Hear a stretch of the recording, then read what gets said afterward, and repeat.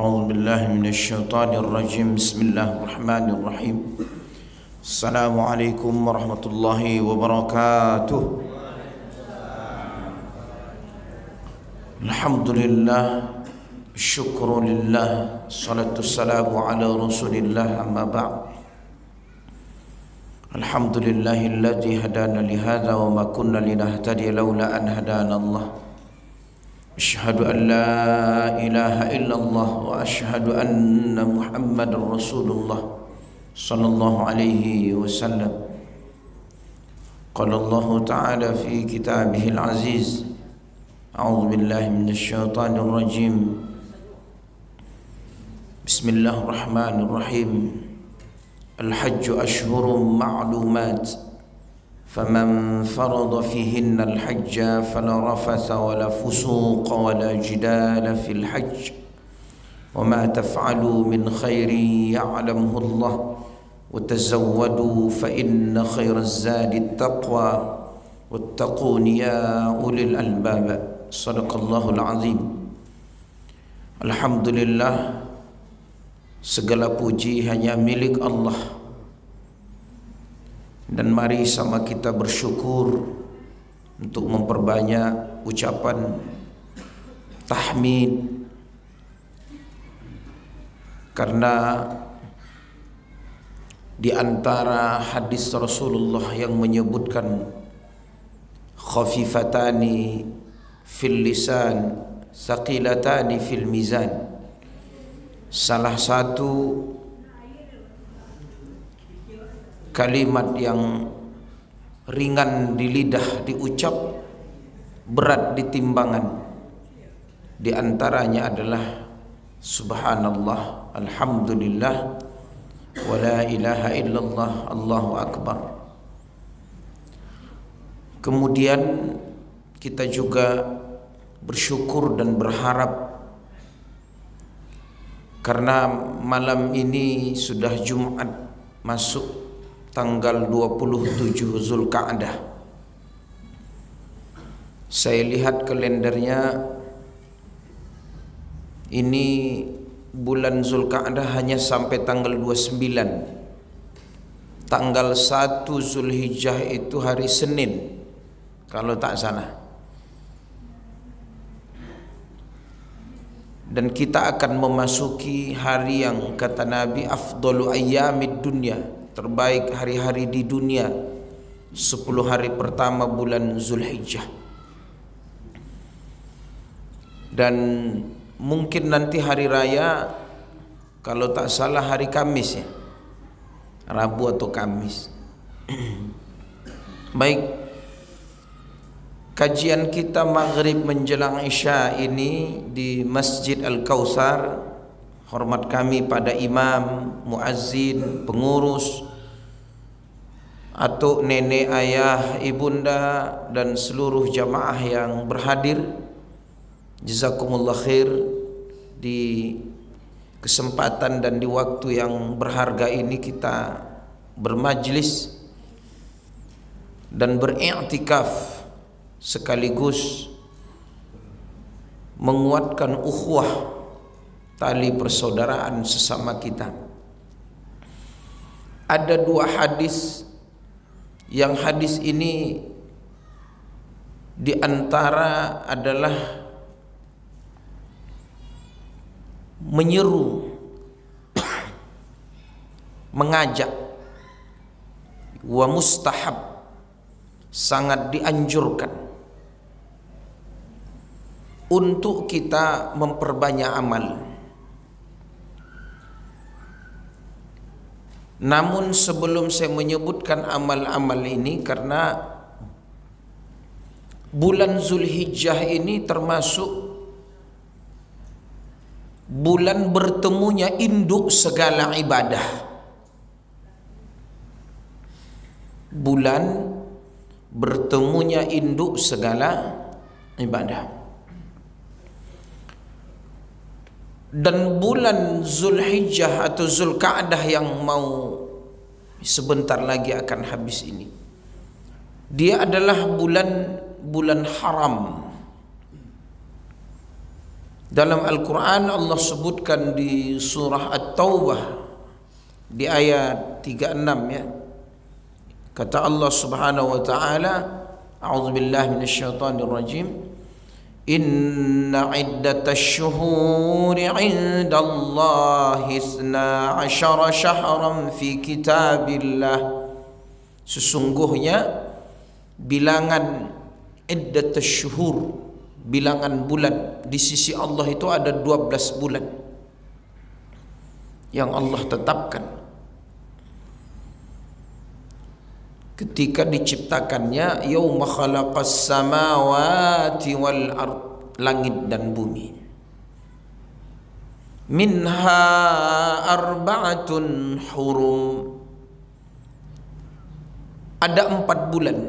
1 Zulkaadah, 2 Zulhijjah, 3 Muharram, dan yang terpisah antara Jumadal Akhir dengan Sya'ban yaitu bulan Rajab. Mudhar kata Nabi.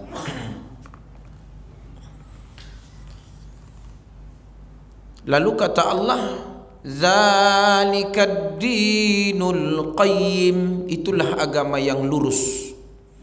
Fala tazlimu fihinna anfusakum, maka jangan kalian berlaku zalim di dalam bulan-bulan haram itu. Ulama tafsir mengatakan amal baik maka dilipat ganda pahalanya, tapi amal jahat, zalim, terutama menzalimi diri kita, maka dosanya juga dosa besar. Kemudian sebahagian ulama mengatakan kenapa dilarang di situ berjihad, atau kalau bahasa orang kafir dilarang berperang, karena di situ ada syiar Islam, dan syiar Islam ini adalah rukun Islam, yaitu berhaji. Karena ayat berhaji ini ayatnya menarik. Kata Allah, wa adzim fin nasi bil hajj ya'tuka rijalan wa ala kulli dhamir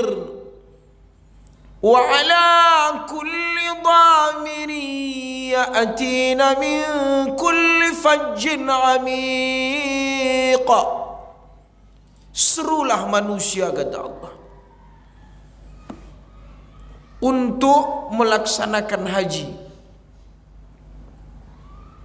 Mereka yang mendatangi Ka'bah itu ya'tina min kulli fajjin amik, dari berbagai penjuru. Ada yang berjalan kaki, ada yang mengendarai unta yang kurus. Seluruh penjuru bumi berkumpul untuk melaksanakan haji. Inilah hikmah di antara Ashhurul Hurum tadi.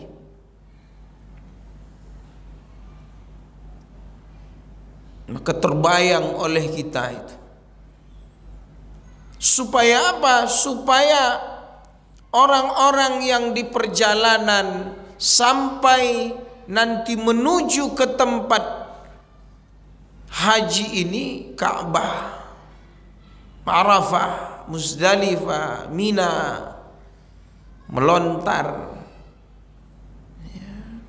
tawaf, sa'i, tahallulnya itu dengan aman. Karena kalau udah perang ini,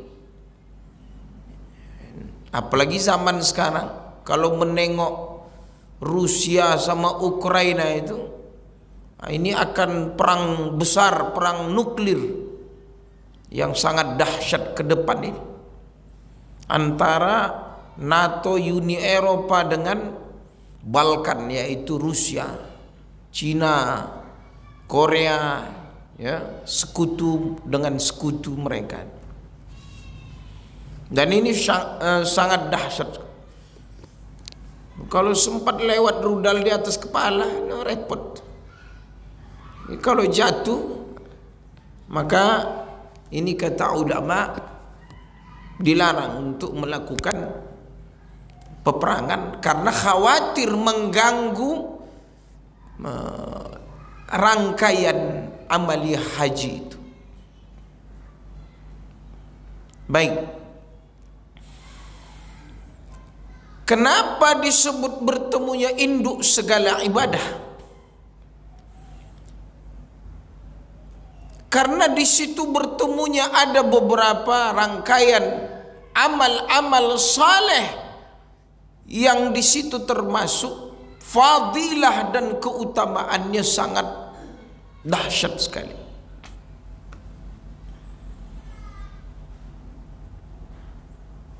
Kalau kita baca hadisnya, hadis riwayat Al-Bukhari, kata Rasulullah SAW, "Ma min ayyam al-amalu salihu fiha ahabbu ila Allah." Ma min ayyam, tidak ada hari-hari seseorang yang melakukan amal saleh di dalam hari-hari itu, yakni ayyamul ashar, yaitu 10 hari pertama bulan Zulhijjah. Sahabat bertanya, qalu walal jihadu fi sabilillah ya Rasulullah, apakah berjihad juga termasuk rangkaian amal-amal saleh yang dilakukan di 10 hari pertama? Kata Nabi, tidak. Walal jihadu fi sabilillah, kecuali kata Nabi, illa rajulun kharaja bi nafsihi wa malihi summa lam yarji' min zalika bi syai'. Rahul Bukhari. Kata Nabi, berjihadnya okelah, boleh berjihad, cuman ada garis bawahnya. Kecuali seseorang yang berjihad keluar untuk membela agamanya, dia belanjakan hartanya seluruhnya dan jiwanya. Begitu dia pergi perang dan tak ada satupun yang kembali, dia syahid dan hartanya pun habis. Kecuali itu. Maka sebagian ulama mengatakan ini dimaksudkan bagi yang haji, konsentrasi ke haji. Bagi umat Islam yang tidak berhaji, berkonsentrasi 10 hari pertama ini adalah di lingkungan, di rumah dia, di tempat tinggal dia.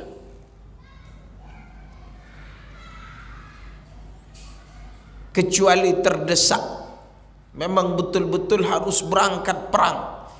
Kalau tidak, agama Allah ini akan terhina misalnya. Negeri dia akan dicaplok oleh penjajah. Mungkin kata Nabi silakan. Tapi kalau tidak itu yang menuntut Anda, sebaiknya 10 hari pertama itu kata Nabi, Anda bersama keluarga Anda, masyarakat Anda untuk melakukan amal-amal soleh.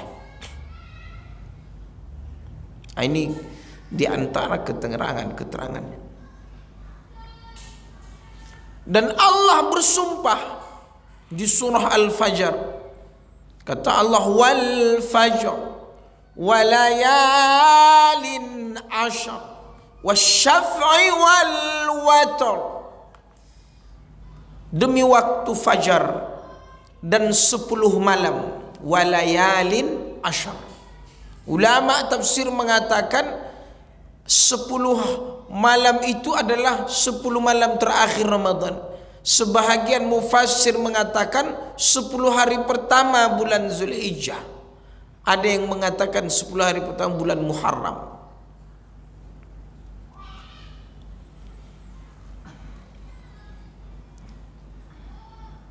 Keumuman hadis ini, ma min ayyam al-amalus salihu fiha, tidak ada hari-hari yang 10 hari pertama kecuali melakukan amal-amal saleh. Sampai-sampai sebagian ulama mengatakan dibolehkan dia berpuasa dari tanggal 1 Zulhijjah itu ke tanggal 9. Tapi puncaknya adalah Arafah. Siyamu yaumi Arafah tukaffirus sanah allati qablaha was sanah allati ba'daha, al-madiyah wal mustaqbilah. Jadi puasa Arafah itu bagi yang tidak melaksanakan haji, pahalanya adalah diampunkan dosanya setahun yang lalu dan diampunkan dosanya setahun yang akan datang. Ini keutamaan. Di tanggal 10-nya itu ada hari raya Idul Adha. Maka kata Nabi, fa'aksiru fihinna minat tahlili wat takbiri wat tasbih. Makanya disunnahkan ketika sudah diumumkan oleh pemerintah bahwa besok hari raya Idul Adha, maka kata Rasulullah SAW, banyakkanlah takbir, Allahu Akbar, Allahu Akbar, Allahu Akbar. Ini diantara kata Nabi, dzalika wa may yu'azzim sya'airallah, di surah Al-Hajj di ayat 33. Yang demikian itu bahwa rangkaian 10 hari pertama bulan Zulhijjah terkhusus amalia haji ini adalah syiar Islam. Apalagi kalau kita mendengar yang mereka mengitari Ka'bah, labbaik Allahumma labbaik, labbaik la syarika laka labbaik. Merinding loh.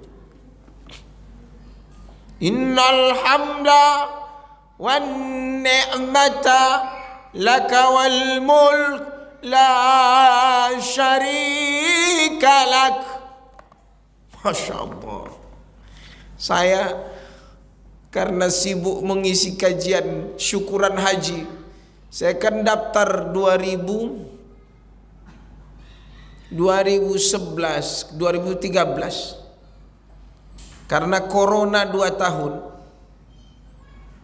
Jadi saya cek 2025 saya berangkat menemani istri. Karena waktu di Mesir saya udah haji 2 kali.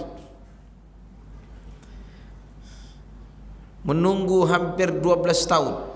2025. Insyaallah. Rindu Baitullah ini tidak pernah puas.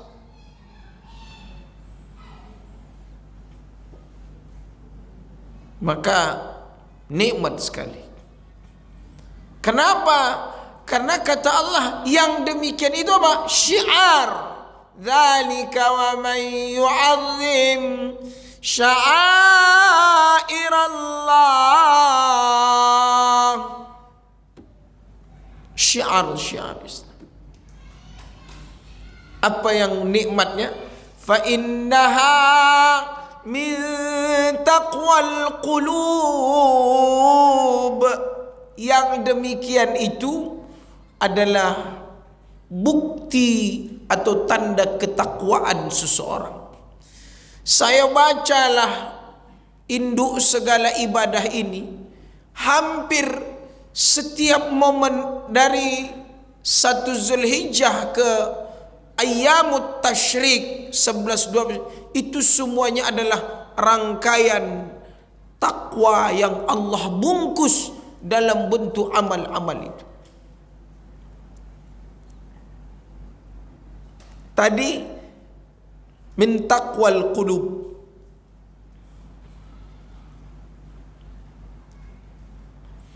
Bahkan kalau kita baca At-Taubah ayat 36 tadi, ujung ayat itu kan begini. Wa qatilul musyrikina kaffah kama yuqatilunakum kaffah wa'lamu annallaha ma'al muttaqin. Bahkan sampai-sampai Allah mendetilkan bahwa modal bekal orang berangkat haji itu sebenarnya selain harta, akomodasi, yang terpenting itu adalah takwa. Yang ayat yang saya baca tadi, al-hajju ashhurum ma'lumat faman farada finnal hajja fala rafasa wala fusuqa wala jidala fil hajj wa ma taf'alu min khairin ya'lamuhu Allah wa tazawwadu fa inna khairaz zadi taqwa. Coba kita baca surah Al-Hajj ayat 37 itu. Apa kata Allah? Karena di antara induk segala ibadah itu adalah termasuk selain wukuf Arafah bagi yang haji.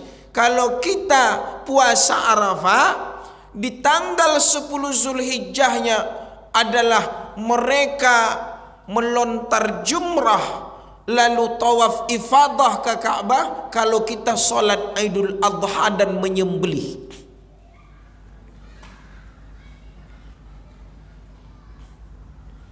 menariknya orang yang menyembelih itu kata Allah apa coba? Al-Hajj ayat 37. La yanalallah luhumuha wala dima'uha walakin yanaluhu taqwa minkum. Sekali-kali Allah tidak menerima daging dari hewan yang kamu kurbankan, darah dari hewan yang kamu kurbankan, akan tetapi yang diterima adalah ketakwaan dari kamu. Maka kalau didetilkan, apa perasaan kita ketika kita membelanjakan untuk membeli hewan kurban itu?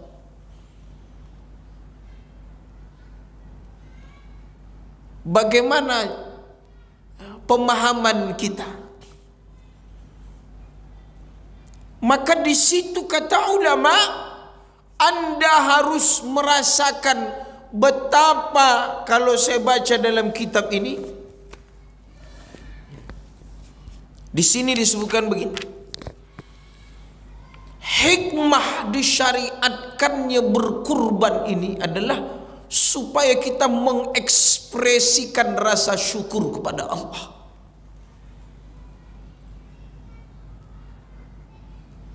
Takwa itu bagaimana kita mengekspresikan, memunculkan, menyemarakkan kesyukuran di hadapan Allah.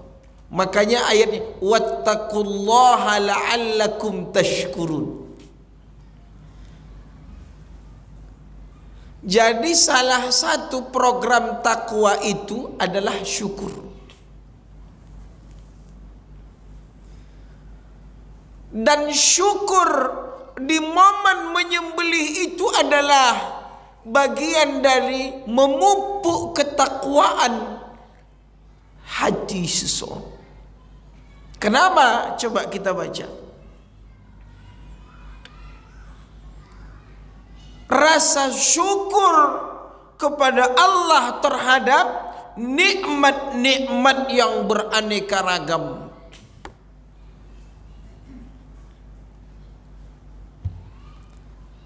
Ada hari-hari besar Islam ini, momennya itu memang Allah sengaja menegur kita itu. Setidaknya kisah Nabi Ibrahim itu betul-betul bukan lagi anak yang diambil, cuma hanya sekedar dari 12 bulan ada 1, 2, 3 hari, 4 hari lah hari tasyrik, Allah minta kalau bisalah seekor kambing, lebih naik lagi seekor sapi, unta. Cobalah kau syukuri nikmat-nikmat yang aku berikan, kata Allah. Berapalah di sini, berapa seekor kambing? 2 juta, paling hebat 700, 2.800.000.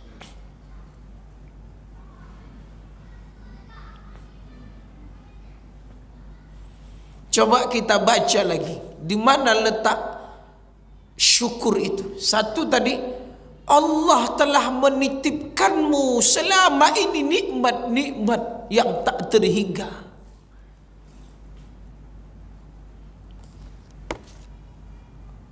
Dengan melihat kisah Nabi Ibrahim yang bermimpi, dan mimpi itu adalah hak wahyu, perintah untuk menyembelih anaknya.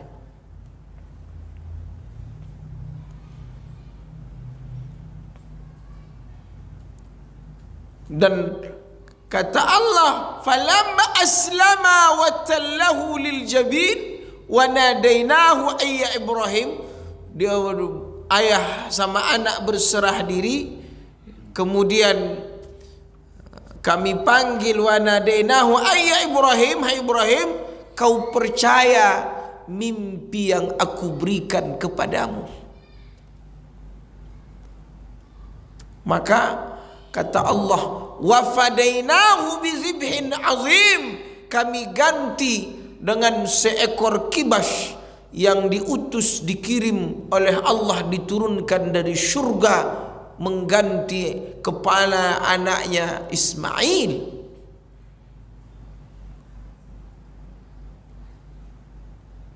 Kadzalika najzil muhsinin, maka begitulah kata Allah kami mengganjari orang-orang yang berbuat baik. Salah satu gelar yang ditujukan oleh Allah yang tak semua nabi digelari muhsinin, dialah Nabi Ibrahim.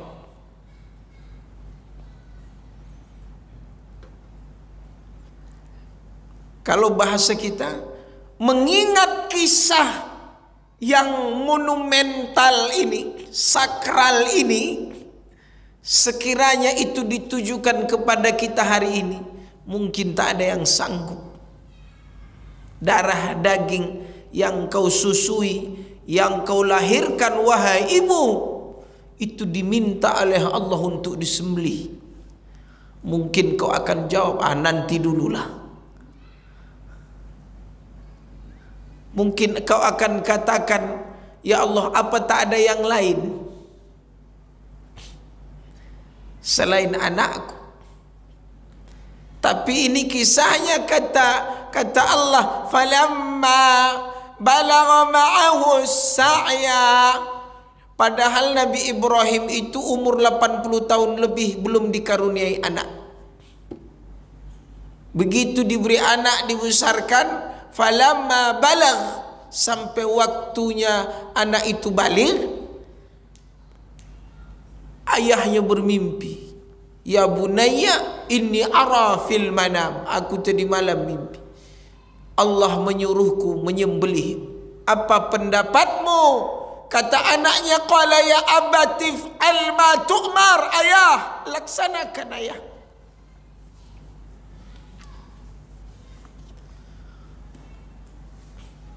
Apa kata ulama dalam tafsirnya?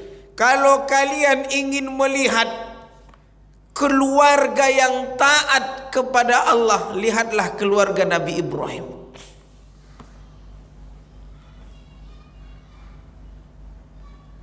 Kalau kalian ingin melihat panggilan yang indah, cengkrama antara ayah dengan anak di saat-saat genting, lihatlah keluarga Nabi Ibrahim. Kalau kata ulama tafsir, begitu tenangnya seorang anak, padahal perintahnya perintah menyembelih. Harusnya kalau ayat ini kan, coba Bu, panggil anak kita, sini kau kusembelih. Gimana ekspresi anak kita? Hah? Gilo mak. Ini nak. Tapi lihat, qala ya bunayya, dijawab qala ya abatif al. Saya pernah Syekh Azhar, ulama, dosen Azhar, menceramahkan ini. Wah, keren. Karena ketika itu di Mesir, yang waktu kita kuliah hidup di masyarakat, rupanya memang orang Mesir ini tak ada dia manggil ayah, ya abati, mana ada, tidak ada cerita. Misalkan nama ayahnya Mahmud, anak manggil apa? Ya Mahmud. Ada nama Mahmud sini.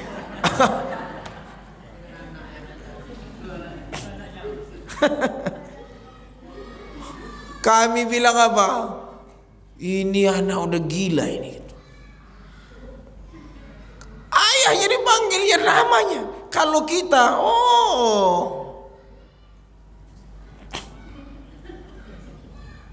kok nama ayahmu?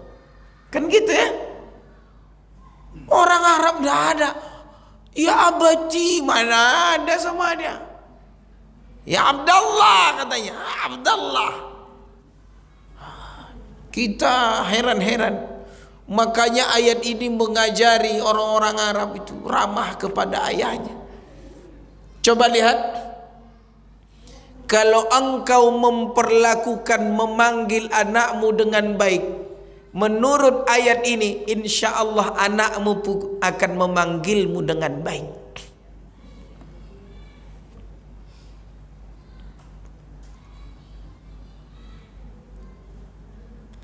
Padahal perkara yang akan dikerjakan ini perkara yang memutuskan, memisahkan ruh dengan jasad. Tapi kenapa masih menggunakan ya abati, ya bunaya? Itu menandakan begitu tenangnya dan hebatnya pendidikan seorang ayah kepada anak.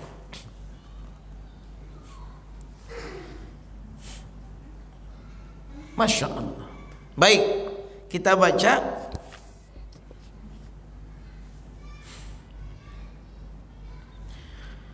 Kedua adalah kenapa berkurban ini.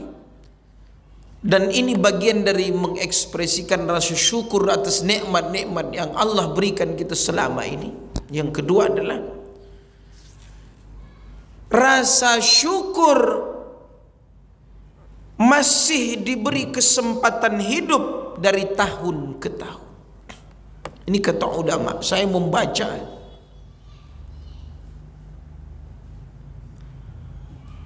Umurmu dari tahun ke tahun itu, lalu Allah dan Rasul mensunnahkan perintah mengeluarkan dari rekening ATM, dari dompetmu, dari segala yang Allah titipkan kepadamu, 2.700.000 pun susah. Apa cerita? Dan itu pun bukan pula hilang, tapi di dalam bentuk pahala dan keutamaan. Nampak kau barang itu? Nampak kau barang tu? Disembelih, dimakan, disimpan, boleh dibagikan. Di mana nikmat itu? Di mana akalmu mencerna ini? Inilah hari-hari, kata Nabi, tidak boleh ada orang susah hari itu. Cukupkan, kata Nabi, supaya tidak ada jurang pemisah. Kalau tak percaya besok tengoklah yang caleg, yang presiden, yang capres cawapres mengirim kurbannya ke setiap provinsi.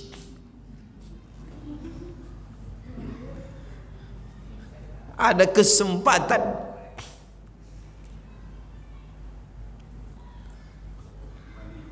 Ya, bagi kita umat Islam, ini adalah Allah beri kesempatan hidup dari tahun ke tahun, kata ulama. Kemudian rasa syukur telah diampuni dosa-dosa yang dilakukan. Masya Allah.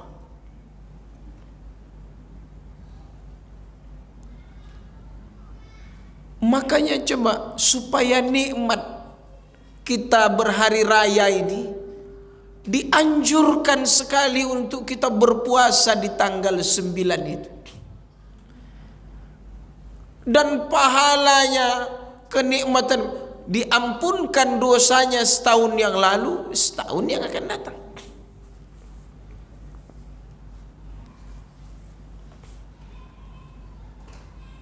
Masya Allah. Ada ampunan dosa di sini. Ada hadis saya baca begini. Ma'amila ibnu Adam yaumun nahr amalan, yauman nahri amalan. Tidak ada amalan yang dilakukan anak cucu Adam di hari menyembelih, yaumun nahr. Kata Nabi, ahabbu ilallah, amal itu paling dicintai oleh Allah nanti di hari kiamat. Yakni min iraqatid dam, yaitu apa? Mencurahkan darah. Maksudnya apa? Menyembelih. Kata Nabi, innaha la ta'ti bi kuruniha wa ash'ariha wa azlafiha. Nanti di hari kiamat akan datang tanduknya, kukunya, bulunya. Wa inna dama la yaqa' minallahi azza wa jalla bimakanin qabla an yaqa' minal ard fatibu biha nafsan. Perhatikan, apa maksud hadis akan datang nanti di hari kiamat tanduk, kuku, bulu kepada orang yang berkurban, dan darah itu akan Allah tempatkan di suatu tempat sebelum jatuh ke tanah. Kata Nabi, doronglah, motivasilah dirimu untuk berkurban. Apa maksudnya? Kata ulama, ini maknanya kinayah.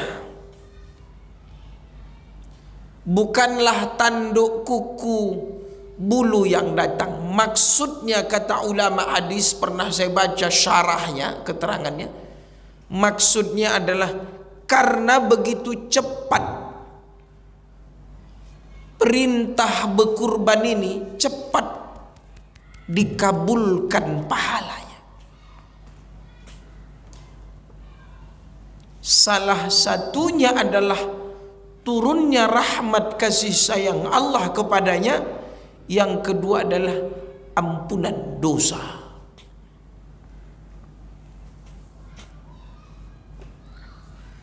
Bukankah kata Nabi, dan dalam ayat, satu kebaikan 10 lipat ganda 10 kebaikan. Satu kebaikan menjadi 10. Jadi kalau kita hitung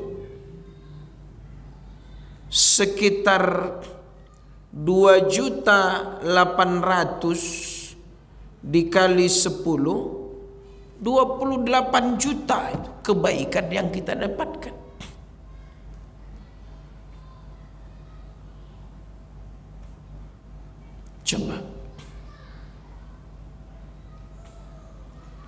ila sab'umi'ati dhi'fin, bahkan lipat gandanya 700 kali lipat, dikali 700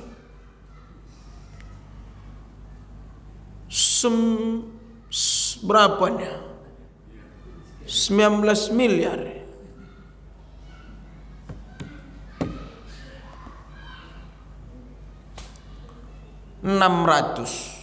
19 miliar 600. Coba perhatikan, saya baca lagi hikmahnya. Jadi kalau ada yang belum daftar kurban, daftarlah.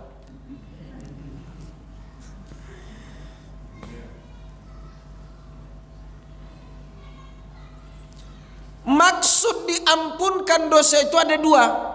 Satu, baik dosa disebabkan pelanggaran terhadap perintahnya maupun ketidakoptimalan dalam menjalankan suruhannya. Kenapa? Contoh, kita kiaskan contoh yang lain. Kenapa setelah solat wajib ada solat sunnah muakkad? Apa hukum solat sunnah muakkad?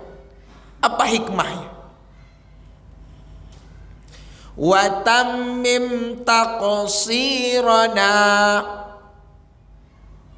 Tujuan dari solat sunnah ini melengkapi, mungkin tadi masbuk, khusyuknya kurang, tergesa-gesa, itu melengkapi.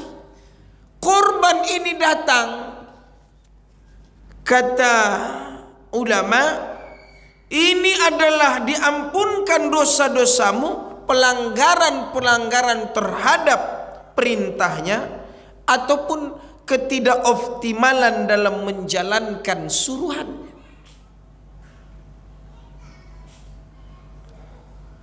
Masya Allah.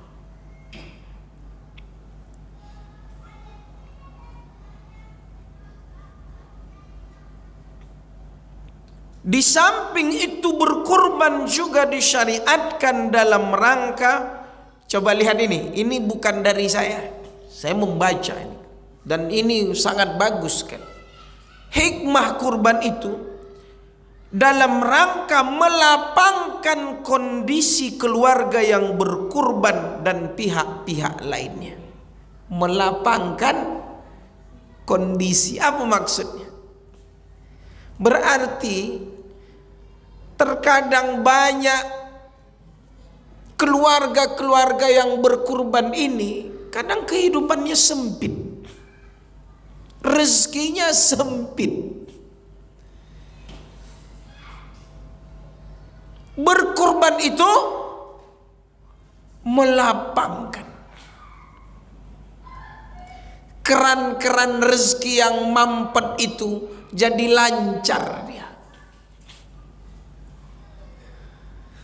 Kalau kita buka Al-Quran surah Al-Hajj, kata Allah, lakum fiha manafi'. Berkurban ini adalah mendatangkan bagi kamu banyak sekali manfaat. Liyashhadu manafi'a lahum wa yadhkuru ismallah. Dan mereka menyaksikan banyak sekali manfaat. Coba bayangkan, yang tukang kampak parang laku kampaknya, yang jual terpal laku terpal, yang jual nasi ramas pagi itu laku nasi ramasnya untuk panitia, yang jual gorengan kue-kue laku kue, apalagi banyak. Itu baru dari supporting sistemnya, baik perut. Bahkan yang tak pernah nongol ke masjid pun nongol batang hidungnya. terutama waktu mengambil kupon. Nah, itu deh.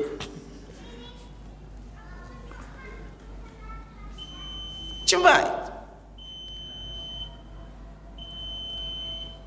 Jadi akhul Islam, berkurban itu melapangkan kondisi. Masya Allah. Baik, ini banyak sekali, cuman saya akhiri karena kata Nabi hadis tadi, ma min ayyam al-amalu salihu fiha ahabbu ilallah. Bapak Ibu, amalkan apa saja perintah amal-amal soleh yang wajib, yang sunnah. Hari Senin besok tanggal 1 Zulhijjah, amalkan. Bangun tahajud, salat witir, salat sunnah fajar, salat subuh ke masjid berjamaah, syuruk isyraq, baca Quran, sedekah, berkata yang baik. Apa saja, sedekah, dermawan, apa saja lakukan. Kata Nabi, ini adalah amal-amal terbaikmu. 10 hari pertama bulan Zulhijjah. Ini saja, mudah-mudahan ada manfaatnya. Dan induk segala ibadah, persiapkan. Dan mudah-mudahan apa saja, terutama bagi peserta kurban, jaga keikhlasan kita. Jaga, terutama adalah jangan sampai komentar mengomentar. Dan bagi yang tak berkurban, berkorban. Ini udah tak berkurban, tak berkorban. Awak tak berkurban, minimal ikutlah panitia menumbang, mengkuliti. Ini tidak, udah tak berkurban, dia pula kepalanya mengatur. Dia yang paling banyak makan kuenya. Dia pula yang mengambil kepala sapinya, buntutnya, kakinya. Ini repot. Ya, jaga kekompakan. Panitia-panitia juga jaga. Ya, jangan sampai ada uang jamaah yang menitipkan kurban kolektifnya, ada yang dimakan, ada yang dikorupsi dan lain sebagainya. Kalau ingin ada yang mau dibelanjakan, izin kepada yang berkurban.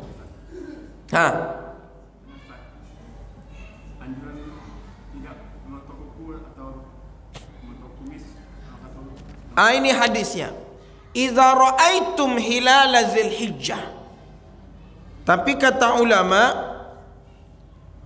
hadis ini adalah yang mereka berkurban. Ada yang mengatakan cukup orang tuanya saja. Ya, jadi ketika nanti masuk 1 Zulhijjah dan dia berkurban, kata Nabi, wa arada ahadukum ayyudahi falyumsik an sya'ri wa azfari. Jika kalian telah melihat hilal tanda masuknya bulan Zulhijjah, lalu salah seorang kalian ingin berkurban, maka hendaklah dia tidak memotong rambut dan kukunya hingga datang hari berkurban. Hukumnya apa? Wajib atau sunnah? Sunnah.